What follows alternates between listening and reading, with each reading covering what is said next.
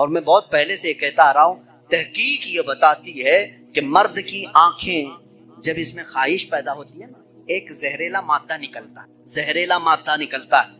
آپ دیکھو غور سے کسی چیز کو، نظر لگتی ہے نا، سب کا یہ تو معمول ہے، نظر لگتی ہے، وہ اس کی نظر لگ گئی، اس کی نظر لگ گئی، تقریباً سب لوگ مانتے ہیں نظر لگتی ہے، اور اسلام بھی کہتا ہے العین حق، نظر لگتی ہے.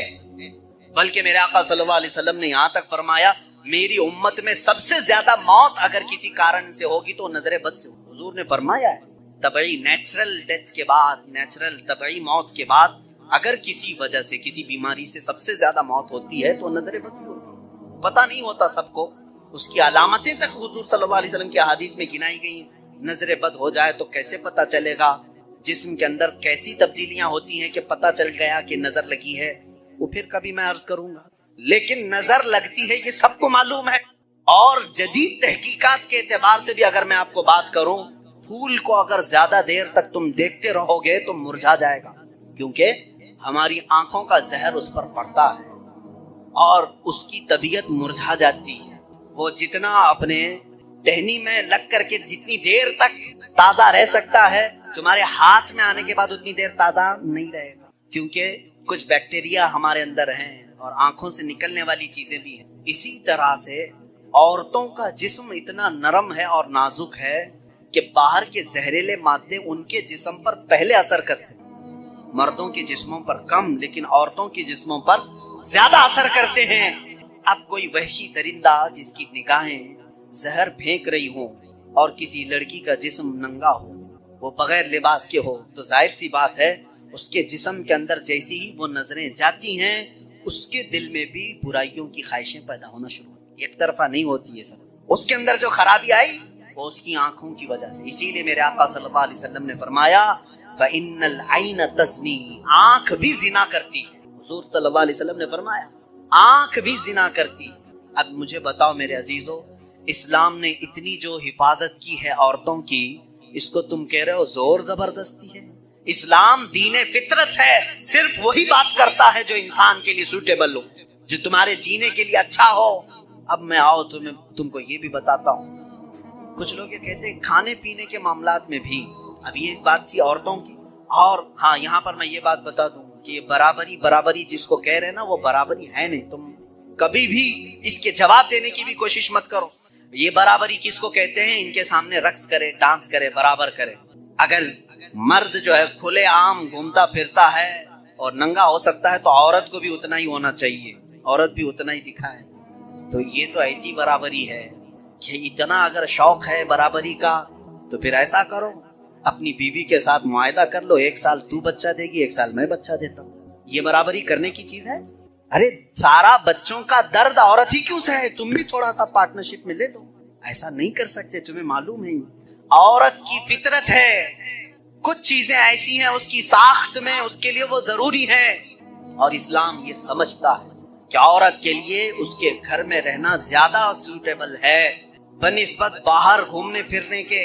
کھلے عام رہنے سے زیادہ اگر محفوظ کوئی عورت ہو سکتی ہے تو وہ پردے میں رہ سکتی ہے. اس لیے اسلام نے اس کو پردے کا حکم دیا. اس پر زور زبردستی نہیں، پابندی نہیں، اس کی فطرت ہے، وہ اسے جتنا محفوظ رکھ سکتے ہو. اب خریدنے والی چیزوں میں ہی آپ دیکھ لینا. اب اس کو میں عقلی طور پر اگر آپ کو بتاؤں، کچھ چیزیں ایسی ہیں آپ خرید کر، آلو پیاز لے کر کے آئے، آلو پیاز لے کر کے آئے آپ کے کچن میں، آپ نے اس کو کسی بٹی میں رکھ دیا، ٹوکرے میں رکھ دیا، کہیں پر بھی رکھ دیا، چل جاتا ہے، رکھ دیا. لیکن ساتھ میں آپ نے کچھ گوشت خریدا، کچھ ٹماٹے، کچھ دہی، باہر نہیں، فریزر میں رکھنا پڑتا. بھائی ان کو دونوں کو برابری دو. دہی کو بھی ٹوکرے میں کیوں نہیں رکھتے؟ گوشت کو بھی باہر یہ اس ٹوکرے میں کیوں نہیں رکھتے؟ آپ خود کہیں گے. کچھ چیزیں ایسی ہوتی ہیں جن کی سیفٹی فریزر کے اندر ہے، کچھ چیزیں ایسی ہیں کہ وہ باہر رہ کر کے بھی سلامت ہیں. جب تمہیں دنیا کے ہر نظام میں یہ بات سمجھ میں آتی ہے تو اللہ نے مرد اور عورت کو پیدا ہی ایسا کیا ہے کہ مرد اگر باہر رہے تو سیف ہے، اس کے جسم کی ساخت ایسی ہے، لیکن عورت گھر کے اندر زیادہ سیف ہے. اس لیے اسلام نے اسے پردے کا حکم دیا. بات سمجھ میں آ گئی؟ اسلام نے زور زبردستی اس کو پابند نہیں بنایا، زور زبردستی پابند نہیں بنایا. بہرحال یہ ایک بہت بڑا عنوان ہے عورتوں کے حقوق کی بات اگر کوئی ایسا بندہ کرتا تو سمجھ میں آتا جو عورتوں کو مرتبے میں بڑھا کر کے یوں کہے کہ عورت کے قدموں کے نیچے جنت ہے. اگر کوئی ایسا شخص کہتا تو بات سمجھ میں آتی جو یہ کہے کہ بیوی کو ایک لقمہ کھلاؤ تو صدقے کا ثواب ہے. اگر کوئی ایسا شخص کہتا جو یہ کہے کہ ایک بیٹی کو پال کر نکاح کر دو تو جنت واجب ہے. ان کے پاس یہ کوئی بھی چیز نہیں، بلکہ یہ جس عورت کی بات کر رہے ہیں ان کے لیے وہ اپنے نفس کی خواہشات پوری کرنے کی ایک مشین ہے بس. اور اگر میری بات صحیح نہیں ہے تو چلو مغربی دنیا میں تمہیں دکھا دوں کہ وہاں شادی کسے کہتے ہیں، طلاق کسے کہتے ہیں، بچوں کا نظام کیا ہے. کثرت سے پورے یورپ میں آپ کو میں بتاؤں وہاں شادی کا نظام تک ختم کر کے رکھا گیا ہے. جو لڑکی پسند آئی اس کے ساتھ رہتے رہو، بچے بھی ہو جائیں گے. 2 بچوں کے بعد وہ لوگ فیصلہ کرتے ہیں اب شادی کر لیں. اب شادی کرنے کا برابر ٹائم آ گیا، ہم لوگوں کی انڈرسٹینڈنگ ہو چکی ہے. یہ ہے فیکٹ بتا رہا ہوں میں آپ کو. کئی ایسی شادیاں ہیں وہاں پر جو بچے ہونے کے بعد کرتے ہیں کورٹ میں جا کر کے. تو تم نے عورت کو برابری نہیں بلکہ اپنی خواہشات کی ایک مشین سمجھا ہے. اسلام جو برابری دیتا ہے وہ کیسی برابری ہے؟ یہ اسلام ہی تو ہے جو عورت کو اتنی عزت کے ساتھ گھر لانے کا حکم دیتا ہے. اتنی عزت کے ساتھ. اگر اس کو کچھ خرافاتی لوگوں نے برا کر دیا تو الگ بات ہے، بلکہ ہمارے ہاں جو نکاح کا سسٹم ہے وہ اتنا پاکیزہ ہے کہ مرد کو کہا گیا ہے کہ عورت کے آنے سے پہلے اپنے گھر کا انتظام ہو جائے. وہ کہاں لا کر کے رکھ رہا ہے، بلکہ عورت کو اسی طرح سے بھگا کر لانے کا نظام اسلام میں نہیں ہے، بلکہ عورت کے لیے ایک باضابطہ پوری محفل کا انعقاد ہوتا ہے. اس کی رضا پوچھی جاتی ہے، پہلے اس سے پوچھا جاتا ہے تو راضی ہے یا نہیں. بہت سارے ایسے دین ہیں، بہت سارے ایسے ریلیجین ہیں، میں نام پھر نہیں ذکر کر رہا ہوں، جہاں پر عورتوں کو اظہار رائے کا حق ہی نہیں. ان کے بڑے جو فیصلہ کر لیے وہ ہو گئی بات. چائنا میں بہت سارے ایسے قبیلے آج بھی ہیں جہاں ان کے ماں باپ اپنی بچیوں کو لے جا کر کسی کے بھی کوٹھے پر چھوڑ جاتی جہاں انہیں پسند آ جائے.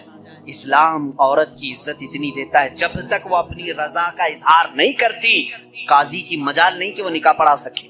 ہم خود کھڑے رہتے ہیں جب تک اجازت نہیں آتی. پہلے ہم عورت کی اجازت لے کر کے آتے ہیں اور پھر عورت کو اس کا حق مہر دینے کا حکم بھی مرد کو دیا گیا ہے کہ وہ تمہیں اپنی زندگی چھوڑ کر آ رہی ہے، اپنا گھر چھوڑ کر کے آ رہی ہے، اس کا حق مہر ادا کرو. اور لانے کے بعد جانتے ہیں میرے آقا صلی اللہ تعالی علیہ وسلم کی تعلیمات کیا ہے؟ اللہ اکبر. حضور اکرم صلی اللہ علیہ وسلم نے تاکید کے ساتھ فرمایا ہے کہ عورتوں کے ساتھ سختی نہ کرو. اپنے آخری خطبے میں حضور نے عرفات کے میدان میں یہ بات تک فرمائی، عورتوں کے معاملات میں اللہ سے ڈرو، حد سے زیادہ نہ بڑھو، عورتوں کے ساتھ اتنی سختی نہ کرو. مارنے کو منع کیا، کبھی ان کے چہرے پر نہ مارنا، کبھی ان کے خاندان کو تانا نہ مارنا، کبھی ان کو اتنی بری گالی نہ دینا کہ دل ٹوٹ جائے. یہ تمام احکام اسلام نے اسی عورت کی عزت ہی کے لیے تو دیے ہیں. اور پھر جس وقت وہ آئے بزرگوں نے یہ رواج بھی رکھا ہے کہ ہم اپنی بیٹیوں کو اپنے گھروں سے قرآن پاک دے کر کے رخصت کرتے ہیں، قرآن کے ساتھ اسے بھیجتے ہیں. اور گھر لانے کے بعد جانتے ہیں یہ اعلیٰ حضرت رضی اللہ تعالیٰ عنہ نے لکھا بھی ہے. اعلیٰ حضرت فرماتے ہیں جب نئی دلہن گھر میں آئے تو اس کے پیروں کا دھون جو ہے وہ اگر گھر کے چاروں کونوں میں ڈالو تو برکت آئے. وہ آ رہی ہے اپنا رزق لے کر کے آ رہی ہے، اپنا رزق لے کر کے آ رہی ہے. یہاں تک ہمارے لیے کہا گیا، بلکہ دولہے کو یہ بھی کہا گیا، اسی یہ بیان میں ساری باتیں نوجوانوں کو سمجھ میں بھی آ جائیں. نکاح کی پہلی رات اسے کہا گیا کہ تو اپنے گھر لایا ہے دلہن کو تو سب سے پہلے اس کے ہی دوپٹے کو تو مصلی بنا اور اس پر سجدہ کر. یہ حکم. عورت کی عزت نہ ہوتی تو ہم مصلی بناتے اس کے دوپٹے کو. پہلی رات کہا گیا ہے. یہ اور بات ہے کہ معلومات نہیں ہے نوجوانوں کو کہ شادی کے بعد پہلی رات، یہ بھی سیکھنے کی ضرورت ہے. علماء سے یہ تمام چیزیں پوچھ لینا چاہیے. جس کی شادی ہو رہی ہے، دلہن آ رہی ہے تو ہم اس کی عزت ہی کے لیے تو یہ تمام کام کر رہے ہیں. اور اس کے بعد حکم یہ دیا گیا کہ سب سے پہلے اس کے ساتھ بات چیت کی شروعات کرنے سے پہلے اس کی پیشانی پر ہاتھ رکھ کر اللہ کی بارگاہ میں یہ کہو، اے اللہ اس کے اندر جتنی تو نے اچھائیاں رکھی ہیں وہ سب اچھائیاں مجھے عطا کر دے، اور جتنی اس کے اندر برائیاں ہیں ان تمام برائیوں سے مجھے تو بچا دے. یہاں سے تو شروعات کر. ظاہر سی بات ہے میں نے اس وقت محسوس کیا، چند دنوں پہلے ایک نوجوان کو تلقین کر رہے تھے، پیشانی پر جہاں بال اگتے ہیں وہاں ہاتھ رکھ کر کے دعا کرنا. تو اس نے پوچھا کہ حضرت دعا تو ایسی ہی کر سکتے ہیں، پیشانی پر کیا؟ میں بھی چونک گیا۔ اس کو میں بتاؤں، میرے ایک استاد سے میں نے پوچھا کیا ایسا ہے کہ اپنی دلہن کی پیشانی پر ہاتھ رکھ کر کے اس طرح دعا کرنا چاہیے؟ انہوں نے کہا ہاں ہے، دعا تو کیسے بھی کریں، ہاتھ نہ رکھیں اور ہاتھ چھوڑیں، ہاتھ اٹھائیں، سب دعا اللہ سنتا ہے، لیکن اس لیے پیشانی پر رکھ کر کے دعا کرنے کے لیے کہا گیا کہ وہ آج اپنے والدین کو چھوڑ کر کے آئی ہے، اس کے وسیلے سے اللہ جلدی دعا قبول کرے۔ اس کا دل مغموم ہے، وہ غمگین ہے، اور غم زدہ لوگوں کے ساتھ میرا مولا ہے۔ وہ اپنے والدین کو چھوڑ کر کے تیرے گھر آئی ہے، وہ مغموم ہے، بہت غم زدہ ہے، آج اس کی پیشانی پر ہاتھ رکھ کر کے دعا کرو۔ میرا اسی دن یہ ذہن سمجھ گیا کہ اسلام نے عورت کو وہ مقام دیا ہے، وہ عزت دی ہے۔ ہم نے اس کو اپنے جسموں کو سکون پہنچانے والا آلہ نہیں سمجھا، مشین نہیں سمجھا، بلکہ حقیقی مسلم وہ ہے جو اپنی عورت کی عزت بھی کرے، احترام بھی کرے۔ اللہ کے رسول صلی اللہ تعالی علیہ وسلم نے جو فرامین دیے ہیں، عزیزان گرامی وقار، کہ نکاح کے اس سسٹم کو بھی میں آپ کو بتاؤں، کچھ تو وہ ہیں جو یہ اسلام کے خلاف بھونک رہے ہیں کہ عورتوں کے اوپر زور زبردستی ہوتی ہے اسلام میں، اور دوسروں کی کیا بات کروں، ہمارے ہندوستان پر بیٹھا ہوا میں کیا بتاؤں، یہ بھی بڑی عورتوں کی ہاں پیڑت مہیلا ہیں، مسلم پیڑت مہیلا ہیں، جو خود بیوی کو چھوڑ بیٹھا ہے۔ ساری مسلم عورتیں پیڑت ہیں، اللہ اکبر، وہ خود اپنی بیوی کو دیکھنے نہیں جا سکا، زندگی ختم ہونے آ گئی، بال سفید ہو گئے، پیڑت مہیلائیں ہیں مسلمان۔ ہاں اگر اے مسلمانوں کوئی بھی ہم میں سے عورت پر زور زبردستی کرتا ہے، یاد رکھو میں تمہیں بتاؤں کہ قرآن کی قیامت کے دن اللہ جانوروں پر بھی اٹھائے ہوئے ہاتھ کا فیصلہ لے گا، تو عورت کی بات تو دور کی ہے۔ میرا عقیدہ تو یہ ہے، ایک عورت نے بلی کو باندھ رکھا تھا، بخاری شریف میں ہے، وہ مر گئی بلی، اور وہ عورت بہت عبادت گزار تھی، لیکن اللہ تعالیٰ نے فیصلہ فرمایا کہ اس عورت کو جہنم میں ڈال۔ میری ایک مخلوق کو باندھ کر رکھی اس نے اور وہ مر گئی۔ ہمارا تو عقیدہ یہ ہے، تم عورتوں پر اگر ظلم کرتے ہو تو تم ذمہ دار ہو، لیکن اسلام نہیں۔ اسلام وہ کامل دین ہے۔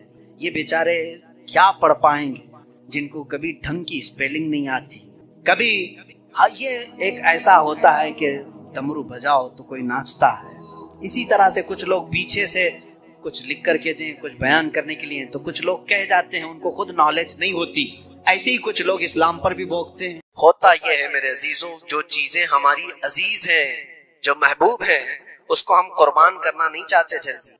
ایک دانشور نے کہا تھا، پھلوں کی دکان پر ایک فقیر آیا اور پھل بہت سارے رکھے ہوئے تھے۔ ایک بوڑھا فقیر، اس کو آم کھانے کی خواہش پیدا ہوئی۔ اس نے دکان والے سے کہا کہ مجھے اللہ کے نام پر کچھ دے دو۔ ظاہر سی بات ہے، جو چھٹے ہوئے آم تھے، جو نکالے ہوئے تھے، جن کے اندر سڑن پیدا ہو چکی تھی، وہ سائڈ کیا گیا تھا، اس میں سے نکال کر کے اس نے دے دیا فقیر کو۔ عام طور پر یہی ہوتا ہے، دینے کے لیے جو نکالا جاتا ہے وہ الگ ہوتا ہے۔ وہ لیا، تھوڑی دیر کے بعد اس کے پاس 10 درہم تھے۔ وہ فقیر آیا اور کہا 10 درہم ہے، اس کے مجھے آم چاہیے، یہ پیسوں کے اچھے آم تھے۔ تو 10 درہم لیا دکان والا اور اچھے سے چن کر کے 2 آم اس کو دیا جو بنتے تھے۔ وہ فقیر ہاتھ میں دونوں آم لیا اور پھر اللہ کی بارگاہ میں دکھا کر کہا، اے اللہ، دیکھ اس بندے نے تجھے کیا دیا ہے اور مجھے کیا دیا۔ تیرے نام پر مانگا تھا تو سڑی ہوئی چیزیں دیا، اور میرے پیسوں سے دیا ہے تو اچھا مال دیا۔ کیا یہ عام طور پر نہیں ہوتا ہمارے یہاں؟ کھانا اگر بچ جائے تو اسے تک بانٹنے میں دے دیا جائے۔ اس وقت مدرسے کے بچے یاد آتے ہیں، ولیمے میں، شادی میں، منگنی کی رسم میں کھانا دیگوں بنایا جاتا ہے اور بچ جائے تو سوچتے کسی مدرسے میں غریب طلبہ کو دے دیا جائے، یا فقیروں اور مسکینوں کو کھرچن دینے کے لیے ہم کھڑے رہتے ہیں کہ بچ گیا ہے، خراب ہو جائے گا، اس سے اچھا ہے کہ غریب لوگ کھا لیں گے۔ ایسا کیوں نہیں ہوتا کہ جب دیگ پک کر تیار ہو جائے تو اس کا اوپر والا پہلا کھانا فقراء کو دے دیا جائے، کیونکہ وہ اللہ کے نام پر دیا جا رہا ہے۔ ہمارے اپنے کھانے سے پہلے غربا اور مساکین کا خیال کر لیا جائے۔ اسی لیے مجھے وہ بات یاد آتی ہے، رسول مکرم صلی اللہ تعالی علیہ وسلم کی عادت کریمہ تھی، جب آپ کے دسترخوان پر کوئی فقیر آتا تو اللہ کے نبی صلی اللہ علیہ وسلم کے دسترخوان پر جو کچھ ہوتا سب سے پہلے اس کو پیش کر دیتے۔ حضور پاک صلی اللہ علیہ وسلم رمضان کے مہینے میں دسترخوان پر بیٹھے ہوئے ہیں، ایک مسافر آیا بڑی دور سے، وہ حضور کو ملنے کے لیے آیا تھا۔ حضور پاک صلی اللہ علیہ وسلم اصحاب صفہ کے ساتھ، جو 70 صحابہ غریب صحابہ حضور کے در پر پلتے تھے، ان کے ساتھ افطاری کر رہے تھے، اور ایک مسافر آیا، اس کو بلایا گیا، آ جاؤ دسترخوان پہ۔ 70 لوگوں کے بیچ میں دودھ کا ایک پیالہ تھا بس افطاری کے لیے، اور وہ جو مسافر آیا اس کو بٹھایا گیا، بڑا بھوکا تھا، اس سے کہا گیا لو آپ تناول کرو، آپ دودھ پی لو۔ اس نے اٹھایا، کسی کا خیال ہی نہیں کیا، پورا دودھ پی گیا۔ اللہ کے نبی صلی اللہ علیہ وسلم نے مسکرا کر کہا اللہ تیرا بھلا کرے، آتا ہے فقیروں پہ انہیں پیار کچھ ایسا، خود بھیک دیں اور خود کہیں منگتے کا بھلا ہو۔ ہماری پسندیدہ چیز اگر کوئی اٹھا لے تو پھر ہم آگ بگولا ہو جائیں۔ خاص طور پر اگر یہ آزمانا ہو تو رمضان میں افطار کے موقع پر دیکھیں اپنے دسترخوان پر سے ہمارے سامنے کی چیز کوئی اور اٹھانے لگ جائے تو پارا چڑھ جاتا ہے، غصہ آنے لگتا ہے، ہم نہیں دینا چاہتے، وہ سارا اپنا جمع کر کے رکھا ہوا ہوتا ہے۔ یہی وہ امتحان ہے جو قرآن میں اللہ فرماتا ہے اپنی پسندیدہ چیز جب تک تم اللہ کی بارگاہ میں نہیں قربان کرو گے اس کامیابی کو نہیں پہنچ سکتے۔ ہمارا دل چھوٹا ہے، اسی وقت اندازہ ہو جانا چاہیے کہ میرے دل میں وسعت کتنی ہے، کشادگی کتنی ہے۔ آزما کر کے دیکھ لینا افطاری کے ٹائم پہ